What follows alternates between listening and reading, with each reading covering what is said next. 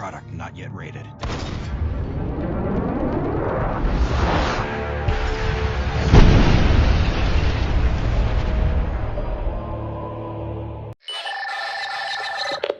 Hello? Come on, Mashak. If you think this is Mashak, think again. This was Mashak. 71 What makes him hours think that ago. these are funny? But even if you What makes him unscramble think this that these are train, funny? Wait, my this is what you trail choose to is leave on your phone for that? I mean, it's not even funny. It's not funny. Good luck! Mashak, it's neither of them are funny. They're not even... It had been 3 days since the Dion bomb. That friendly old boxing coach I'd interviewed, the guy whose facts weren't lining up, turns out he'd been dead for 7 years. Who had I spoken to? I had no idea.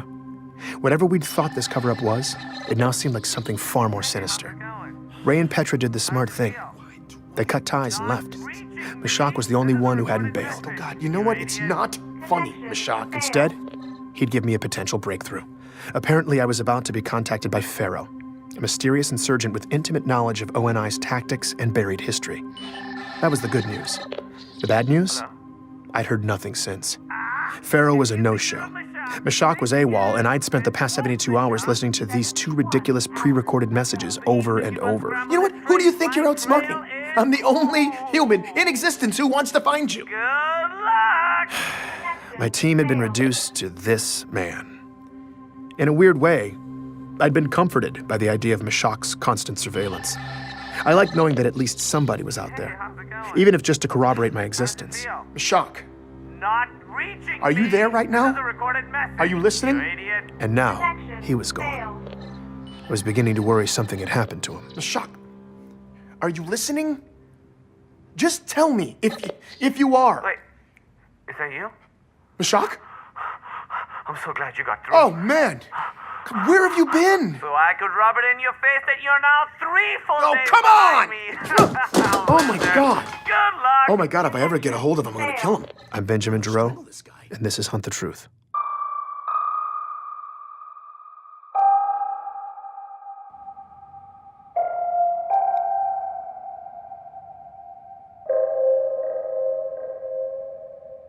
Hey, Ben. It's Ray. Listen. Is there any chance we could grab a drink? Okay, I was really glad to hear from Ray. With Mashak MIA, my imagination had been running wild. If anything had happened to either of them or Petra, that was on me. So getting this call was a huge relief. But Ray's never exactly been a let's-grab-a-drink kind of guy, so something must have had him spooked. I rushed over to meet him at this dank dive bar near his place. So, I'm here with Ray, and a lot of loud, drunk people. Think of all of them as providing cover, allowing us to talk in secret. Exactly. And Ray is aware I'm recording this. Yes. I'm trying not to think about it, honestly, but Oh, it's fine. So, why'd you hit me up? Well, my scavenger finally got back to me. He had been waiting on some additional military records on Walker. I did not see that coming. I figured Ray would want to stay as far away from the topic of government cover-ups as possible. But if he was talking, I was all ears. And? All the ONI military records still check out. And ONI handles all military records, so... Well, almost all. Ray explained that every enlisting soldier has to sign an affidavit that their service was voluntary. That way, later on, if some grieving family member tries to claim it was involuntary, ONI is covered. But the office created to handle all those records is a rubber stamp joke. Of the roughly 200,000 involuntary service claims they've received over the years, they have ruled the exact same way family loses, ONI wins. Every single time. The process is so automatic, Ray says, that when his guy pulled the records, it was the first request the system had received from a human being in 50 years. Well, And Ray was here's giddy, where it gets interesting so I from knew a he was about to certain deliver the perspective. punchline. 180 days after a soldier's service period ends, the system is supposed to refile the record from active duty to retired. No, Yes. Walker's records weren't retired. And they weren't active either. What? Jacob Walker is the only soldier in the entire military database that is neither active nor You retired. missed that? How could they miss that? Nobody checks? Nope. Nobody but me. Ray had caught ONI in a major admin snafu. And I guess he was on a roll because what he said next blew my mind. Mild-mannered analyst Ray Kurzig had used my recording of Walker's voice as a template to scan the slush for voice-matching audio. Then I just took Walker's voice That and cross-checked was the straight-up audio. pirate stuff. You what? Ray. You're an animal right now. Who are you? Oh, you are gonna love what I found, Ben. Get ready to take back the road, Ganymede. This is your chance to be one of the first on the planet to have your very own hog. More than 3 tons of... Here is our boy, Jacob, 19 years ago, hawking utility vehicles for some random dealership. Hog, one of Oh the my God. must-own and best driving It's a utility commercial? vehicles on the market. Yeah. The new 56 hogs He's an are shipping actor. now. Visit or call a qualified dealer. It's Beauty and the Beast. I couldn't believe it. I was listening to one of the military sources ONI provided me doing a commercial for a hog dealer on Ganymede, when records had him stationed on the other side of human space. ONI had completely faked Walker, and Ray had caught the stupid bastards red-handed. That's incredible. Sitting there, having that drink, all the frustrations and anxiety that had been blaring in my face for weeks started to fade. Was it a bomber jacket? We ordered another round. Ray was actually being funny. I don't even think we were talking about the story anymore, and for a little bit, I felt normal. Oh, man. It didn't last, though. Implications were percolating in the back of my mind, and it wasn't long before it all came roaring back. If Walker's boot camp stories weren't real, then the fog around the chief's origins extended beyond his fabricated age 16 enlistment. How far did it go? Where did the truth even begin? All I knew at this point was who I had to speak to the moment I walked out of that bar. It was the only person that Walker's tale had contradicted, and it was someone I'd totally blown off. I just hoped Anthony Petrosky would take my call. Oh, so now you want to hear my story, Yeah. huh? Yeah, hey, look, I owe you an apology. When we spoke, I didn't know what to believe, and I really should have given you the benefit of the doubt, man. Okay. Just don't get too weird, all right? It was awkward, but after a few minutes, Petrosky eventually started warming up. And I've been listening to your story. Really? What do you think? Well, I mean, Oni's lying. Yeah. Nah, it's disgusting. Yep. You know, they just make up whatever the hell they want, like we're all stupid or something. You know, it's like, oh, where's the problem?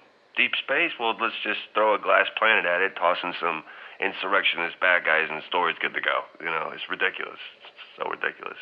But all your outer colonies people, though, the listeners, man, they're tearing that crap down. You know, it's great. Oh, It's great. I know. I knew exactly what question I had to ask Petrosky, but I didn't want to ask it. If I was being honest, I'd been avoiding it my entire career. The Spartan program had a dark, dark cloud around its origins. Civilians had no idea, but soldiers had always whispered about it in the ranks. Even the few scattered details I'd gleaned during my years reporting from the front had been enough to convince me that this was one stone I didn't want to overturn. I was embarrassed to admit I'd just avoided it. But I couldn't avoid it anymore. Anthony would tell me everything. I just had to get up the courage to ask, and when I did, here's what he said. Look, all I know is rumors, but everybody whispers about it. Oni kidnapping little kids, leaving behind decoys to cover their tracks. Just clones. Clones that were doomed to get sick and die. And all the families thought they were burying their kids.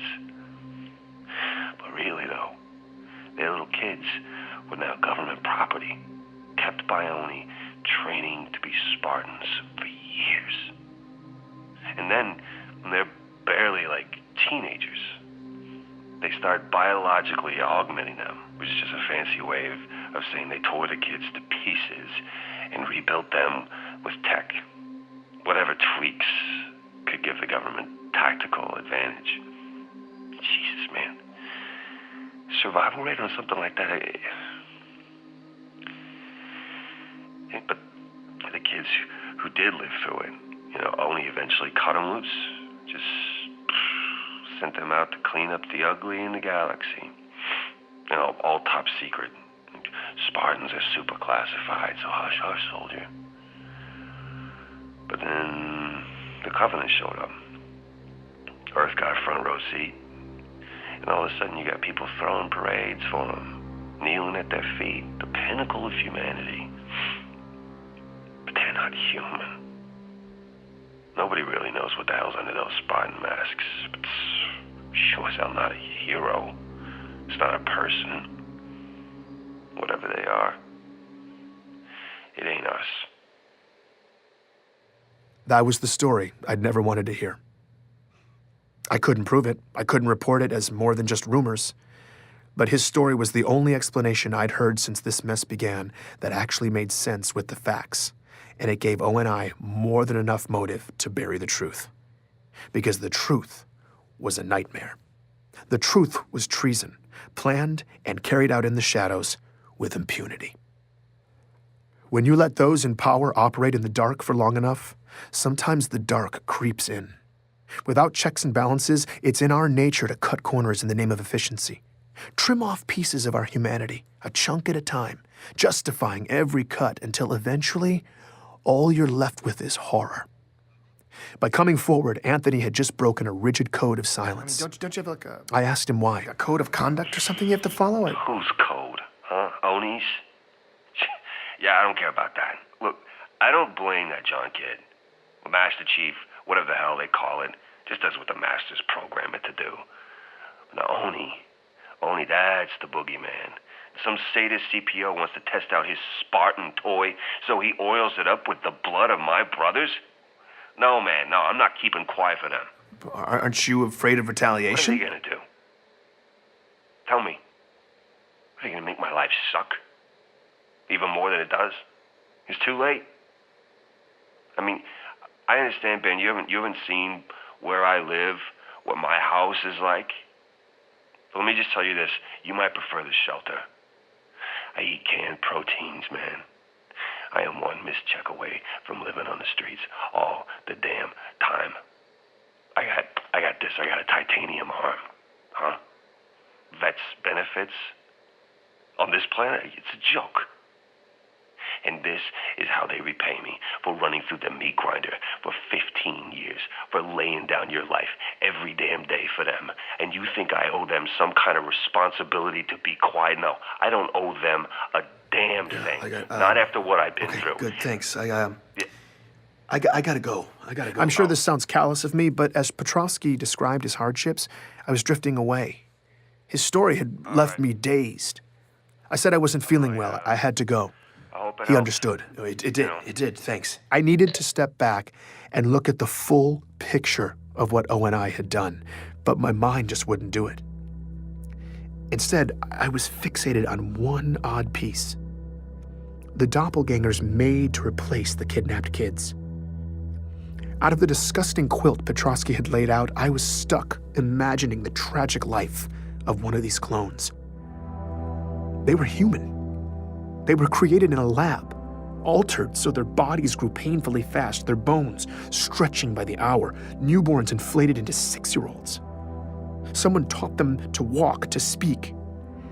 Did their handlers touch them? Did anyone look in their eyes? Did they have names? When it was time, ONI plopped them into some other kid's life, leaving them alone in a dark, unfamiliar room in a bed that was probably still warm. In the morning, a family would walk in, strangers who wouldn't even know to explain any of this to them. No one would comfort them. They were completely lost. And then these small children would begin to die, breaking, withering away, surrounded by confused, heartbroken strangers who were powerless to help them, all the doctors making frantic attempts to stop the spreading rot from eating this little, terrified person alive. It was all just desperate wailing against the inevitable, and they would be forced to endure all of it, because no one knew the truth, that these children had lived in chaos until they died in excruciating pain because someone had designed them to do just that. The nightmare the clones endured was not a byproduct of ONI's plan. The nightmare was the plan.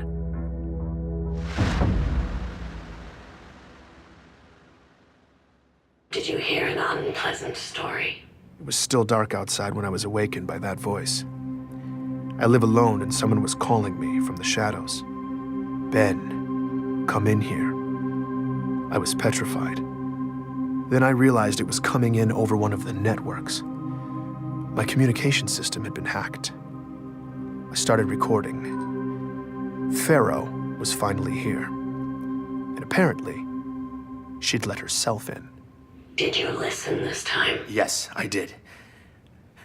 I feel like if people knew this story, if we could prove the cover-up, it could really start a fire. Maybe, but you only have so much reach. With only controlling 90% of communication, that fire might take a while to spread. And we're not sure we have that much time. Not with what's coming. What? What's coming? The anomalies in deep space your friend Mishak has been tracking. We don't know what it is yet, but it's getting stronger. Pieces are moving out there and we have to move faster. Okay. How?